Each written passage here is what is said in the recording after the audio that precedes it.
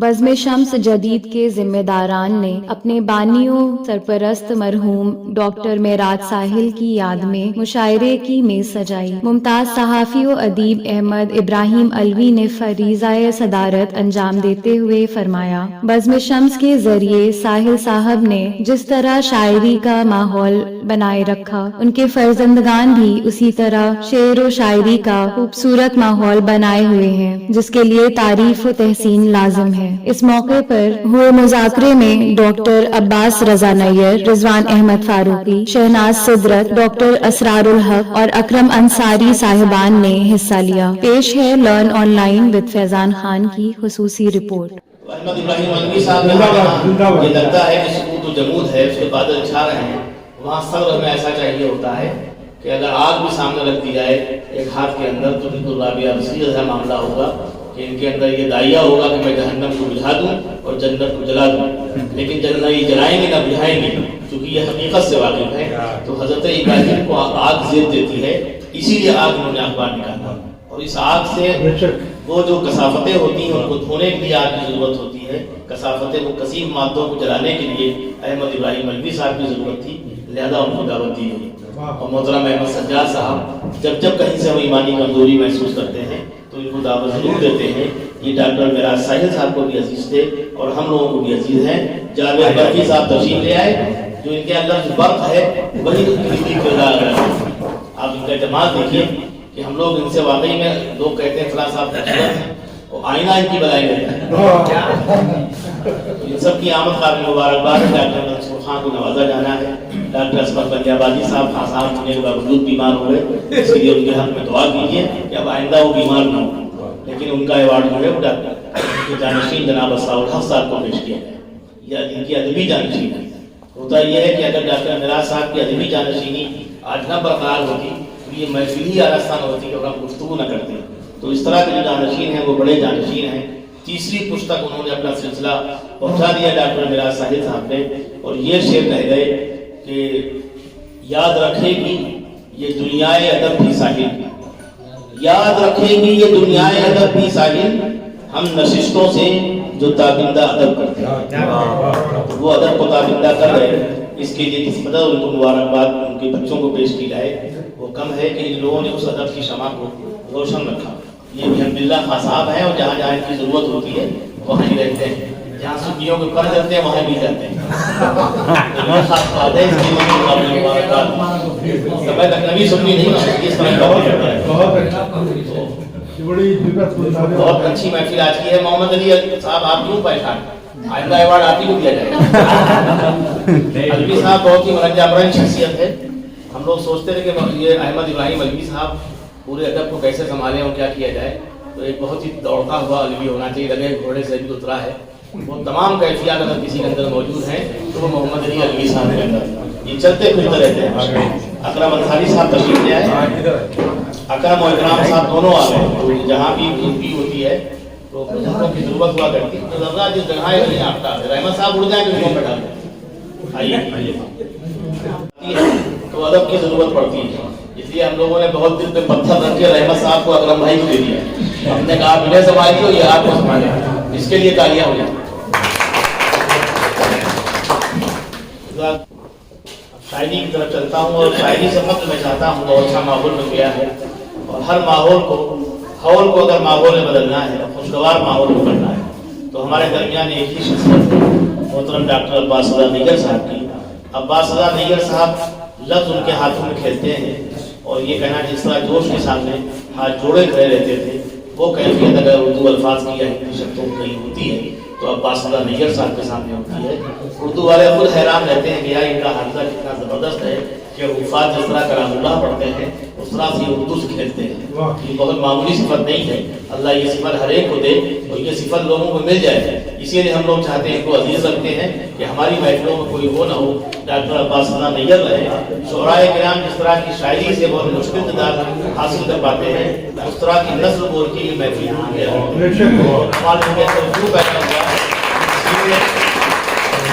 یہ حب رسول اور آل رسول سے سرشار ہیں۔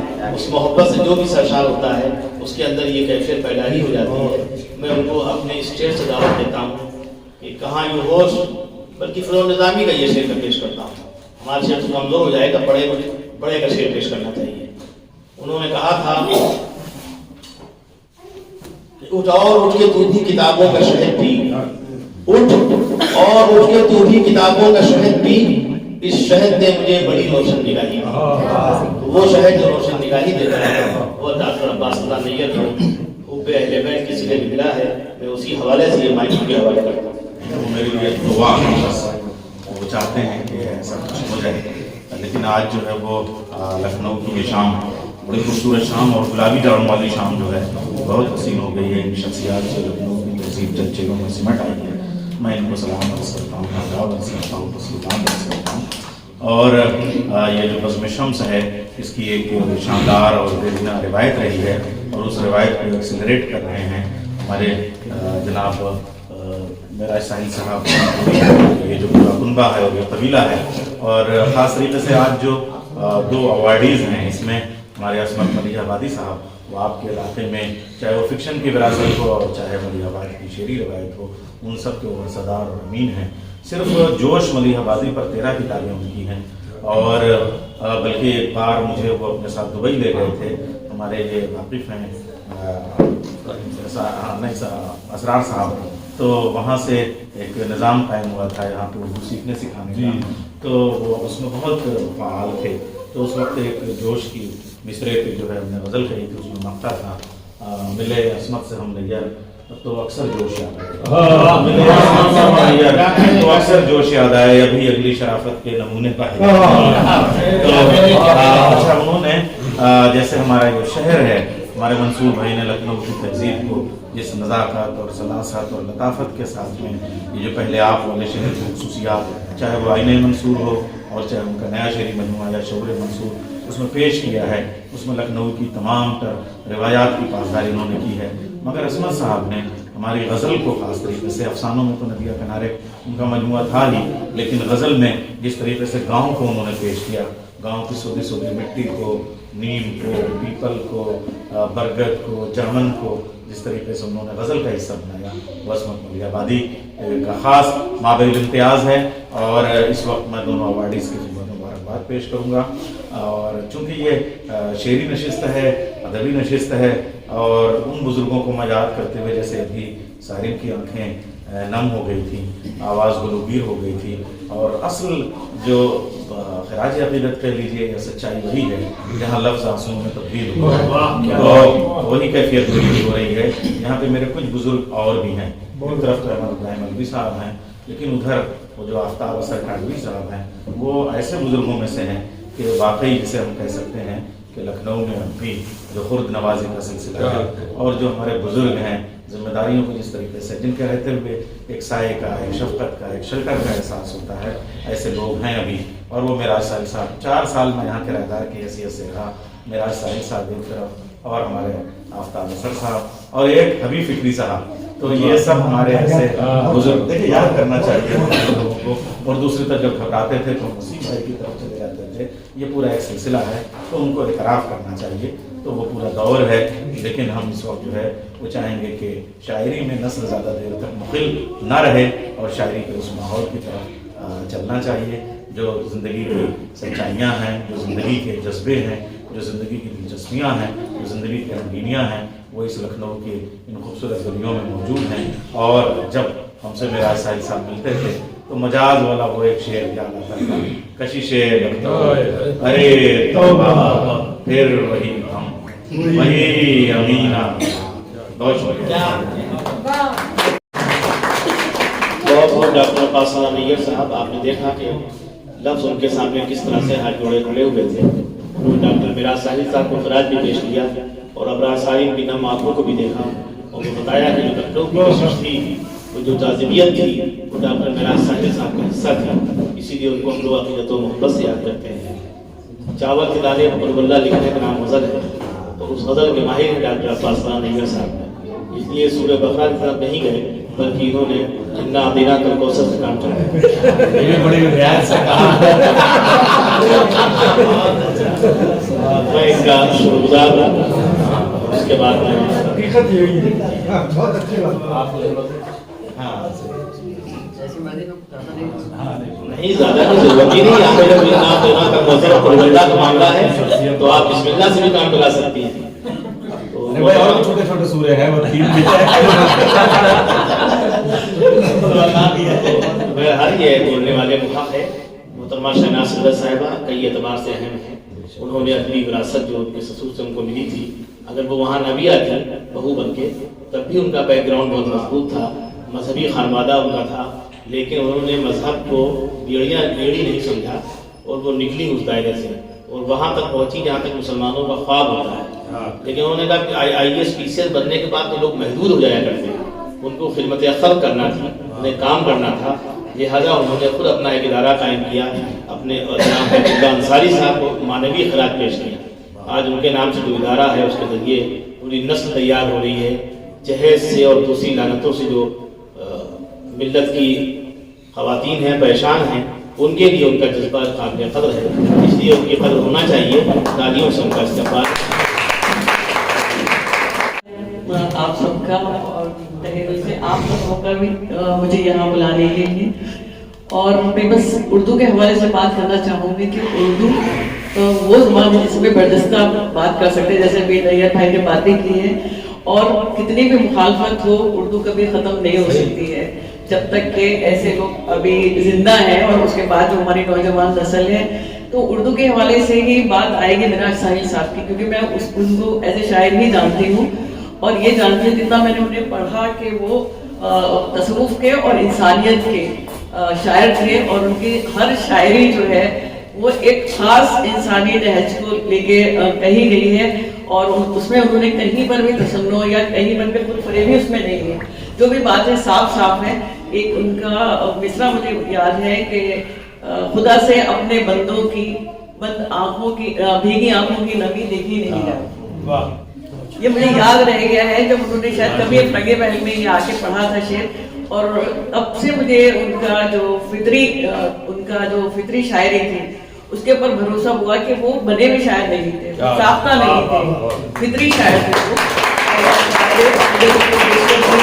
اس وقت یہاں پر بہت اچھے لوگ ہیں, اور میں اپنی کچھ بات جانا بھی چاہتی ہوں. میرا بھائی بھی یہاں ہے, سیاست بھی ہے, شاعری بھی ہے, ادب بھی ہے.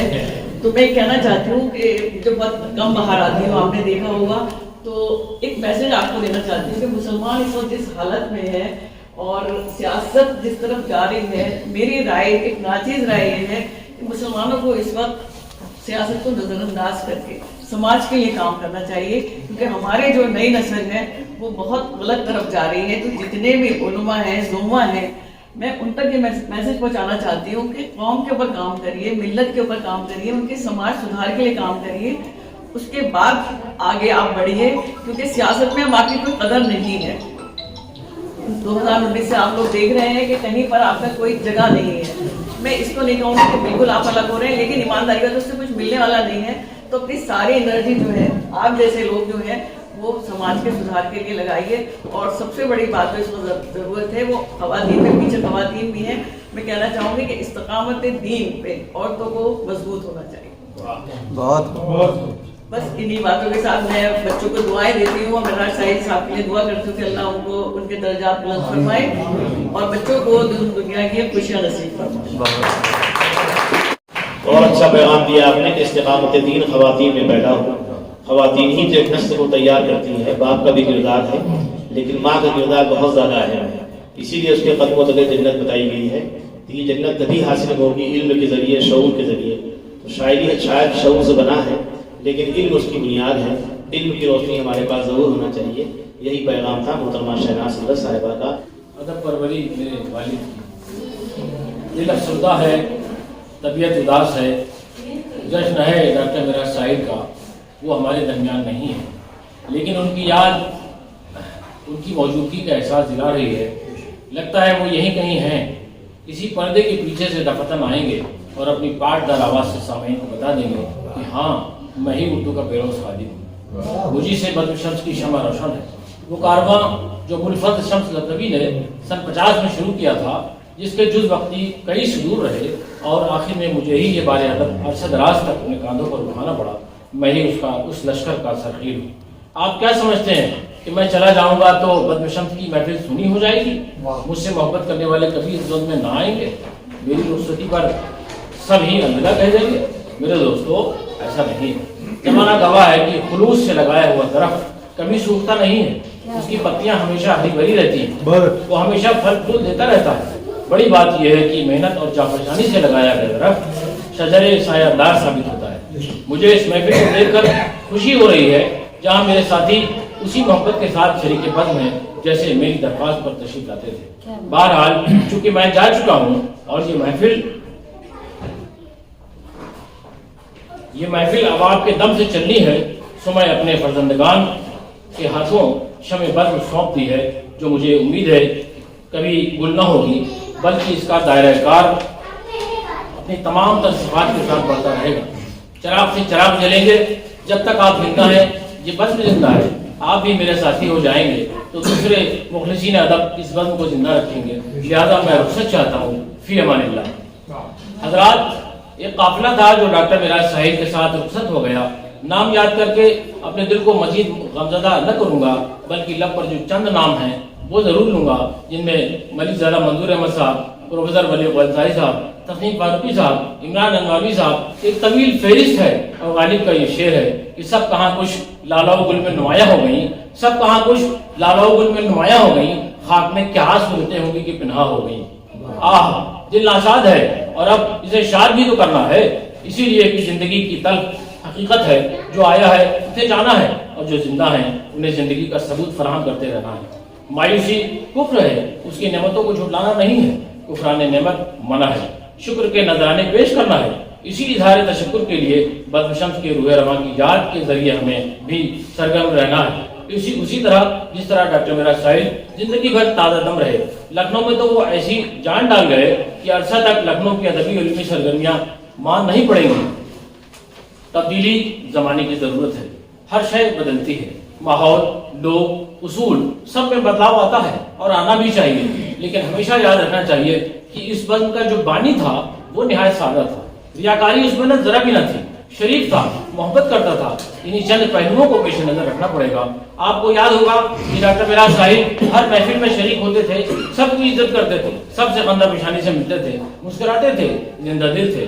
بڑی بات تھی کہ سب کو عزت دیتے تھے۔ شاعری میں بڑا کارنامہ بھلے ہی نہ کیا ہو، لیکن اپنے کلام کو کبھی میر کے ہم پلہ کہنے کی حماقت نہیں کرتے تھے، کبھی اپنا قد غالب کے برابر نہیں سمجھا، ان کے ساتھ تھا۔ احساس تھا کہ بڑے لوگ بڑی شاعری کر گئے، ہم لوگ یا تو نولے چبا رہے ہیں یا ان کی عظمت کے منکر ہو کر احساس کمتری میں مبتلا ہیں۔ بلا وجہ کچھ شعراء کی رعونت ادب عاجزہ کو نقصان پہنچا رہی ہے۔ گروہ بندیاں تماشا ہیں، ادب کی خدمت نہیں ہے۔ پہلے ذرا سی بات میں منہ نہیں گھما لیا جاتا تھا، بلکہ تحمل تھا، ان میں وہ بردباری کی ضرورت ہے۔ وہی ان شعراء کی شان تھی، وہ آن ختم ہوئی، ہم ذلیل ہو گئے، ادب کا دامن تنگ ہو گیا۔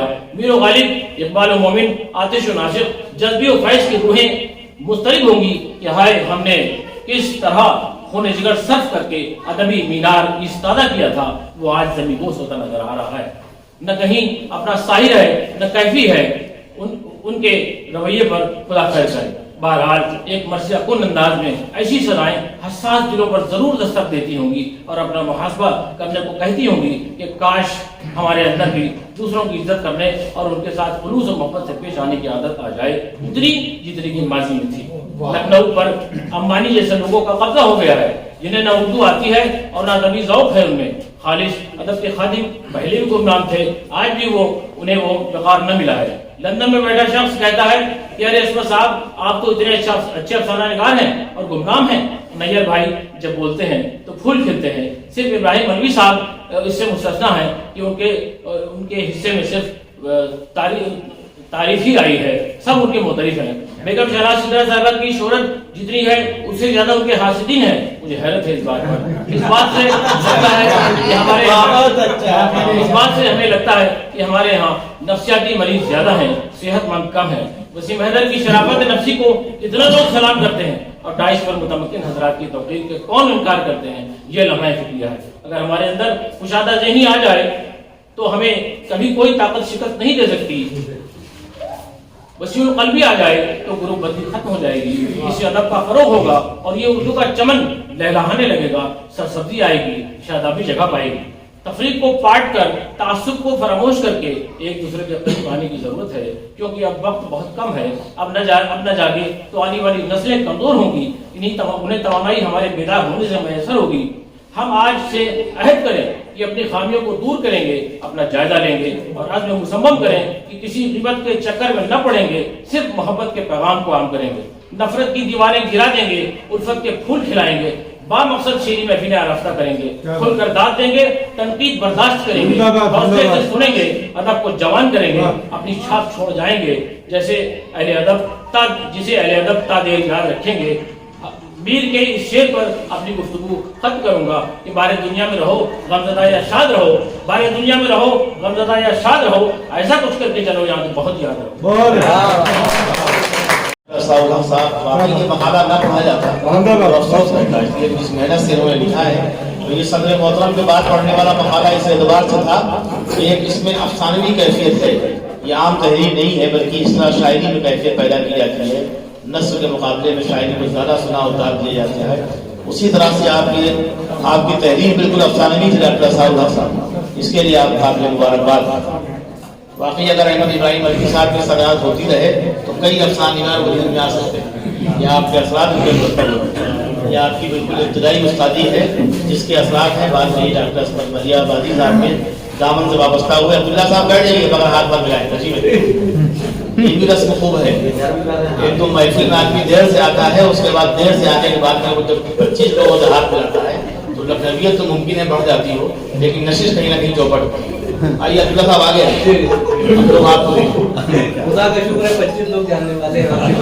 ठीक है, जानने वाले होना अच्छी बात है, लेकिन देर से आना उससे अच्छी बात है, इसके लिए आप काबिल मुबारकबाद हैं। अब्दुल्ला भी जवान है।